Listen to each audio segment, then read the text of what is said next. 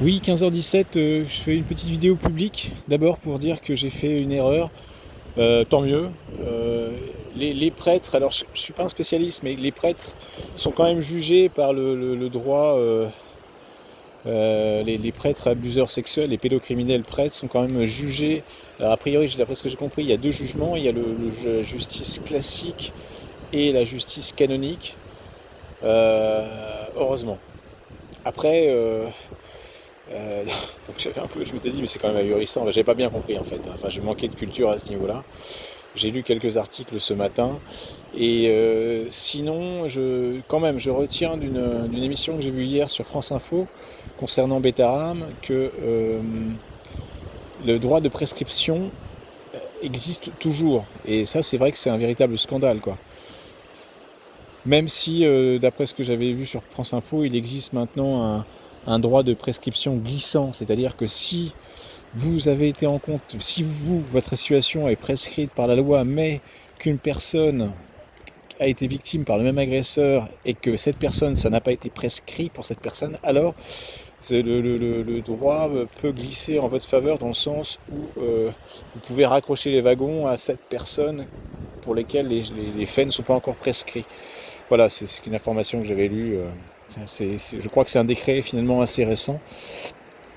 Donc ça c'était concernant, donc ça n'empêche pas que je vais vraiment me rapprocher de tous ces crimes pédocriminels, parce que c'est vrai que de toute façon, qu'il y ait autant de pédocriminels prêtres dans l'église, c'est tout à fait paradoxal et toxique pour notre société, tout simplement parce que ces gens-là, même si, bon, c'est vrai que le catholicisme a diminué dans notre société, mais quand même, il y a de vieilles racines catholiques, et ces gens-là commettent des crimes au nom du père, quoi, comme dirait l'autre, quoi. C'est-à-dire que on est sur quelque chose de tout à fait pervers, c'est-à-dire qu'ils utilisent la position, euh, comment dire, intouchable, dominante de l'Église pour commettre les crimes, hein, les pires crimes, parce qu'en fait, c'est vraiment faire l'inverse de ce qu'ils proclament, quoi, c'est-à-dire faire les choses, amener la paix au nom du Père, et finalement, bah, ils amènent des actes pédocriminels, quoi.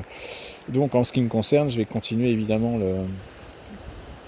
je vais rejoindre le mouvement, quoi, on va dire, de tous ces mouvements de dénonciation des prêtres pédocriminels, et puis l'immobilisme du Vatican, ce droit de prescription.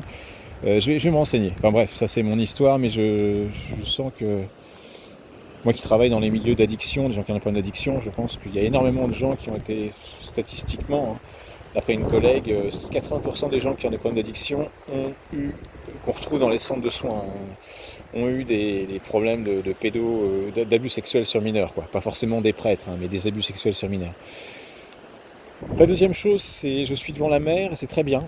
Le message, si je puis me permettre, hein, je vais marquer ça en titre, que la mer est une thérapie. La mer MER, hein.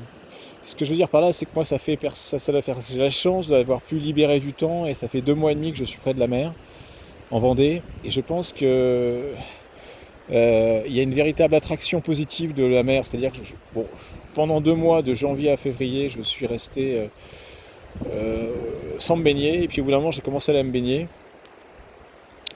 Et ce que je veux dire, pourquoi est-ce que c'est une thérapie? Alors moi, ce que je pratique, c'est pour l'instant, c'est 2 bains de mer par jour, dont le premier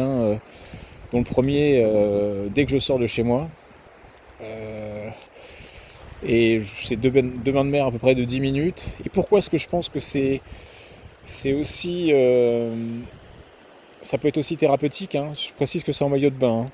Parce que vous imaginez bien qu'un bain de mer, ça secoue l'individu dans ses plus grandes profondeurs, et notamment ça va secouer des zones qui peuvent être un petit peu stagnantes, bloquées dans des séquelles de traumatisme de la petite enfance. Et ça vient donner un coup de pied là-dedans, dans la fourmilière, quoi. Parce que c'est vrai que quand on prend des bains de mer, là, par exemple, là, il fait 5 degrés à l'extérieur, je pense que l'eau doit être à peu près peut-être 10 degrés, donc c'est quand même assez froid. Et vous allez secouer tout votre corps. C'est-à-dire que vous allez vraiment mettre un coup de jus dans le corps, pas seulement dans le système immunitaire, hein, qui est secoué, mais aussi dans votre psychisme. Et vous allez avoir un rapport avec votre psychisme qui va être secoué, et qui d'une certaine manière c'est un peu comme les individus qui prennent c'est de plus en plus développé en psychiatrie. En psychiatrie, il y a eu des mouvements des mouvements culturels, des mouvements de thérapie dans les années 60 où les gens prenaient du LSD par exemple. Le principe c'était que sous LSD, les gens déliraient mais voyaient les choses de manière différente. Plus récemment, on commence à réintroduire, mais alors en milieu hospitalier et de manière vraiment ponctuelle, peut-être tous les 15 jours ou tous les mois, des gens qui prennent de la kétamine, accompagnés de psychiatres. Et ce qui fait que sous kétamine, ils voient les choses de manière différente et ça peut secouer un peu leurs idées. Et puis les faire sortir un petit peu d'idées qui stagnent, qui tournent en rond, de prendre un coup de kétamine, ça peut les aider, quoi. Enfin, c'est de plus en plus exploré, quoi, ces espèces de coups de fouet, des coups de pied dans la fourmilière au niveau psychique pour essayer de... Et je pense que l'eau froide, les bains de mer, peuvent fonctionner de manière similaire, quoi. Enfin voilà, je voulais proposer ça comme outil thérapeutique. Et je crois que je voulais dire encore autre chose.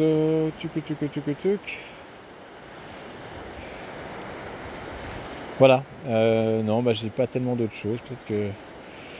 En tout cas, oui, non. Je laisse passer un petit peu de temps, voir si j'ai une autre idée qui vient, mais... Merci.